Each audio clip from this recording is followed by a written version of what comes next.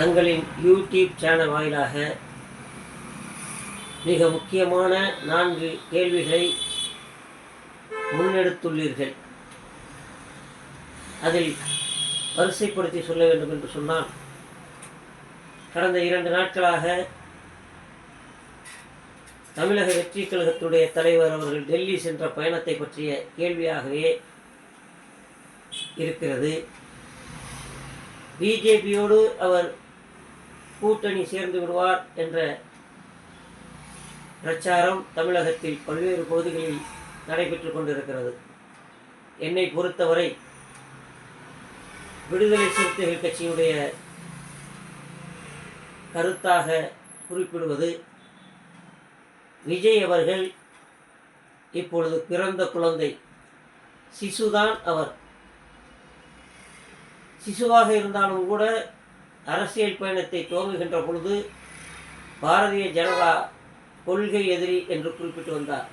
ஆனால் அந்த கொள்கை எதிரியை எந்த கட்டத்திலும் அவர் எதிர்த்து பேசவில்லை என்பது வேறு கதை. அரசியல் எதிரி என்று திராவிட முன்னேற்ற கழகத்தை குறிப்பிட்டார். அரசியல் எதிரியை எதிரியாகவே பாவித்தார். ஆனால் இப்படி பாவித்த அவர் கொள்கை எதிரி என்று சொன்ன பிஜேபியோடு அவர் கூட்டணி சேர்வார் என்பதில் எங்களுக்கு எல்முனையளவும் நம்பிக்கை இல்லை. ஒருவேளை அவர் கூட்டணி சேர்ந்தால் பிஜேபி விஜய் கட்சியினை, தமிழக வெற்றி கழகத்தை சிசுவிலேயே அழித்துவிடும். அதுதான் அதன் பொருள். அதை புரிந்து கொள்ள வேண்டும் விஜய் அவர்கள். அதை புரியாதவரும் அல்ல விஜய், தெரிந்துதான் செயல்படுகிறார்.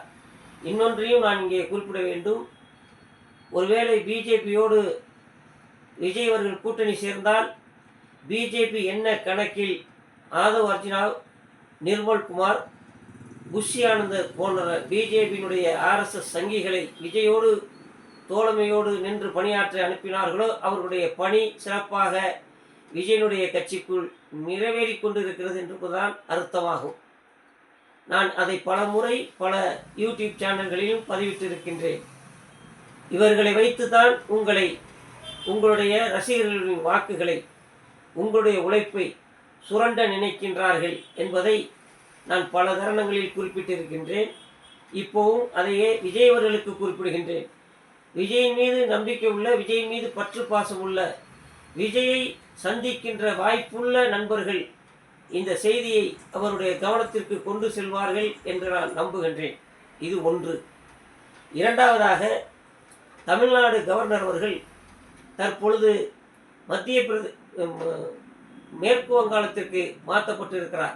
மம்தா பானர்ஜியுடைய அரசாட்சியின் கீழ் இங்கு அவர் தொடர்ந்து இருப்பாரேயானால், கடந்த காலங்களில் அவர் செய்த தில்லுமுள்ளு திருதாளங்கள் எல்லாம் மக்கள் மத்தியில் அரசியலுக்கு அப்பாற்பட்டு மக்கள் வெறுப்புணர்வோடு இருக்கிறார்கள் கவர்னர் மீது என்பதை உணர்ந்து, இந்த கவர்னர் தமிழ்நாட்டில் இருப்பாரேயானால் தமிழ்நாட்டில் கிடைக்குமா என்ற நம்பிக்கையில் இருக்கின்ற வாக்குகள் கூட கிடைக்காமல் போய்விடும் என்பதற்காக அவரை மாற்றி இருக்கின்றார்கள். அப்படி மாற்றியதில் நமக்கு வழங்கியிருக்கின்ற மாற்று கவர்னர் என்பவரும் சாதாரணப்பட்டவராக தெரியவில்லை. அவரும் நம்முடைய பழைய கவர்னர் RN ரவியை போன்றவர்தான் என்று செய்திகள் வருகிறது. ஆக ஒரு திரைமறைவை ஏற்படுத்த வேண்டும்.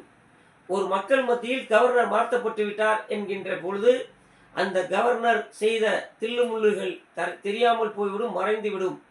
அதை வைத்து வாக்குகளை பெறலாம் என்றுதான் சங்கி கூட்டம் பிஜேபி நினைத்து அந்த கவர்னரை இன்னொரு மாநிலமான பிஜேபியினுடைய எதிர் மாநில முதலமைச்சராக இருக்கின்ற மம்தா அவர்களுக்கு அனுப்பியிருக்கிறார்கள், அங்கே குடைச்சல் கொடுப்பதற்கு.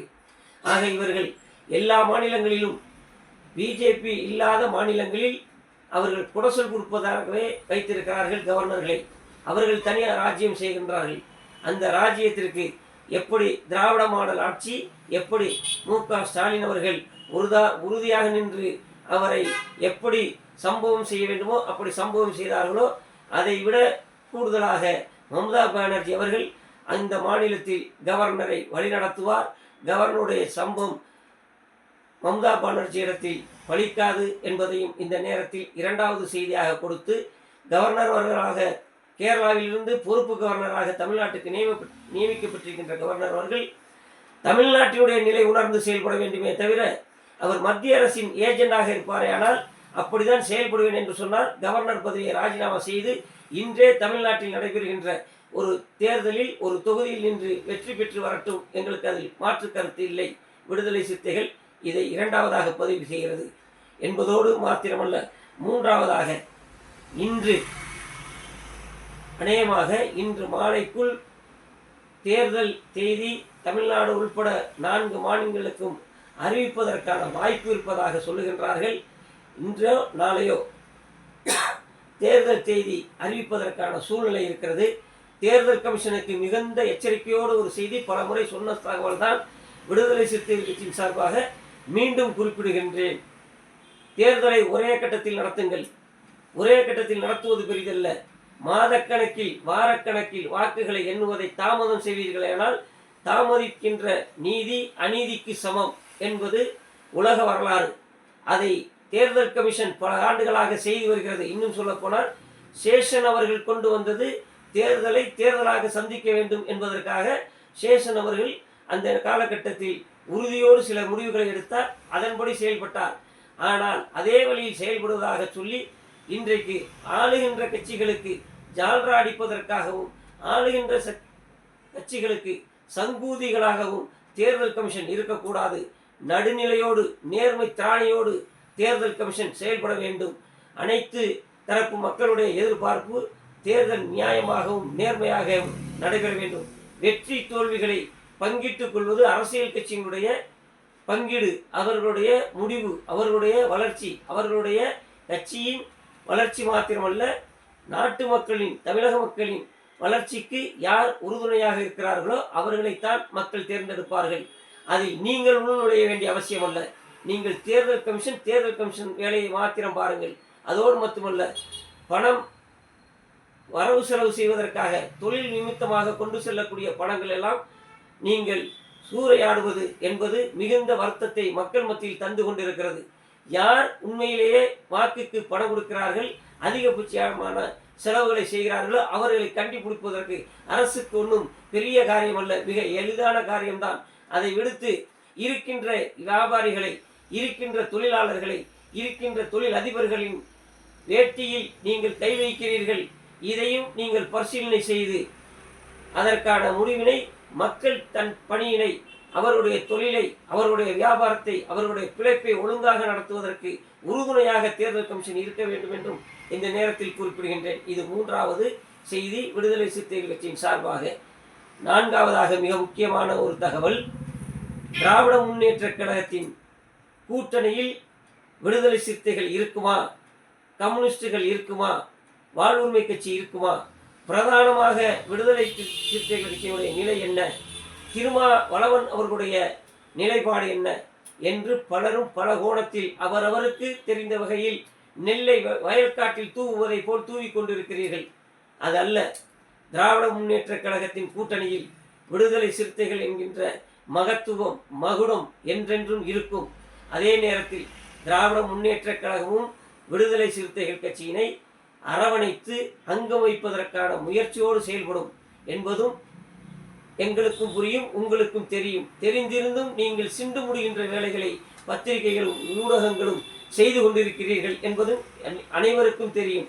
இருந்த போதிலும் நான் ஆளுகின்ற கட்சிக்கு, திராவிட மாடலுக்கு, இந்தியா கூட்டணியின் தலைவர், தமிழக தலைவர் அண்ணன் ஸ்டாலின் அவர்களுக்கு என்னுடைய தனிப்பட்ட கருத்தாக விடுதலை சிறுத்தைகள் கட்சியினுடைய முன்னாள் கருத்தியல் பரப்பு மாநில துணை செயலாளராக பணியாற்றியதின் அந்த அடிப்படையில் நான் குறிப்பிடுகின்றேன், விடுதலை சிறுத்தைகளுக்கு 2 இலக்க எண்ணில் சீட்டு ஒதுக்கப்படும், தொகுதிகள் ஒதுக்கப்படும் என்ற நம்பிக்கை அனைவருக்கும் இருக்கிறது. எங்களுடைய எழுச்சி தமிழர் அவர்கள் பல்வேறு சூழ்நிலைகளை, பல்வேறு காலகட்டங்களை, பல்வேறு நிலைப்பாடுகளை அவர் அனுசரித்து வர வேண்டியது இருக்கிறது.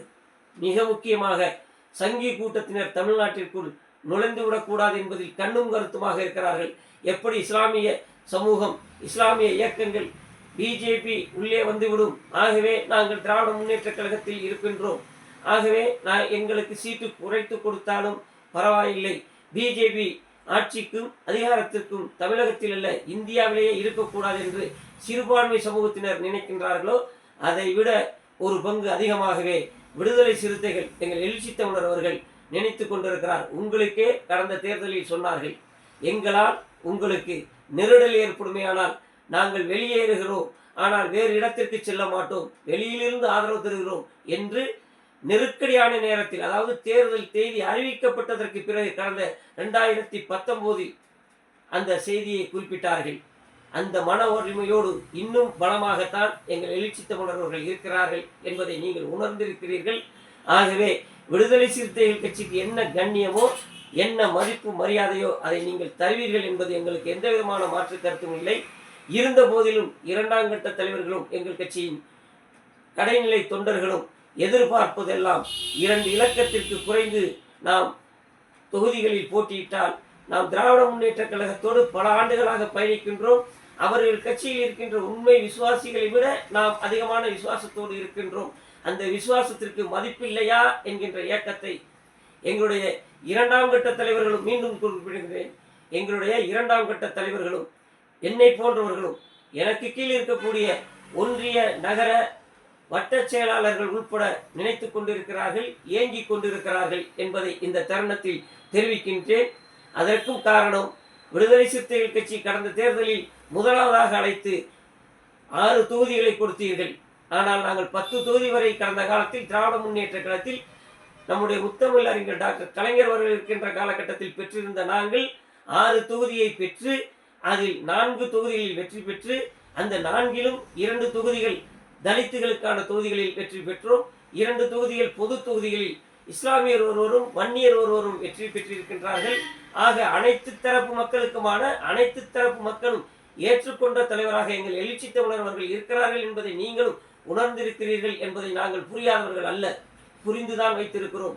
இருந்த போதிலும் தாமதம் செய்வதால் பல்வேறு வகையான செய்திகள், தேவையற்ற செய்திகள் வந்து கொண்டிருக்கிறது. ஆகவே அதையெல்லாம் நாங்கள் கவலை கொள்ளவில்லை. எங்களால் அவைகளை ஜமாளிக்க தெரியும். யார் என்னென்ன கேள்வி கேட்கின்றார்களோ அவர்களுக்கு ஏற்ற முறையில் எங்களுடைய எழுச்சி தமிழர் அவர்கள் மிக தெளிவாகவும் தர்த்தீப்பாகவும் பதிலை தருவார்கள்.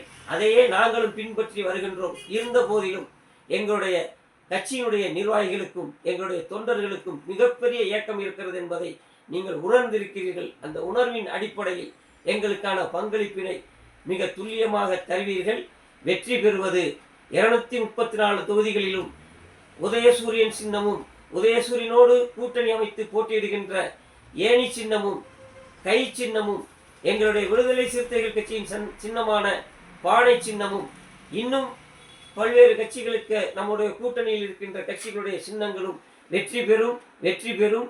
வெற்றி பெறுவதற்கான வாய்ப்பினை, வெற்றி பெறுவதற்கான உண்மை உழைப்பினை நாம் அனைவரும் உணர்ந்து ஒட்டுமொத்தமாக செயல்பட்டு வென்றெடுப்போம். மீண்டும் 2.0 என்கின்ற நம்முடைய மறுமுறை திராவிட மாடல் ஆட்சி தொடரும். இது வரலாற்றில், சரித்திரத்தில் மிக முக்கிய இடம் பிடிக்கும் என்பதை இந்த நேரத்தில் விடுதலை சிறுத்தைகள் கட்சியின் சார்பில் புதுக்கோட்டை தொகுதி சட்டமன்ற தொகுதியின் மாவட்ட துணை செயலாளர் மு.க.